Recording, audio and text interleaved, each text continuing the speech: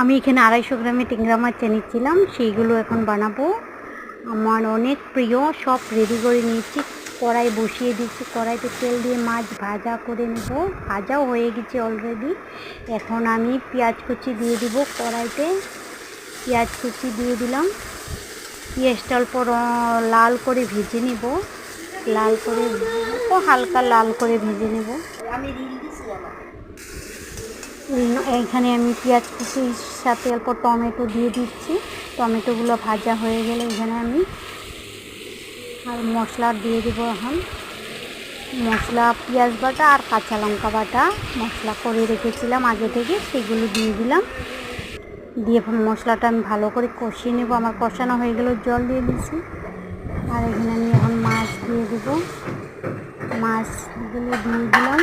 সবগুলো মাছ দিয়ে দিই না, আমি অল্পক্ষণ দিয়ে চচ্চড়ি বানাবো। আমি এটা বাঙালির ফেভারিট, সবার ঘরে ঘরে বানাই। তো আমি এখানে জিরার গুঁড়ো অল্প দিয়ে দিচ্ছি।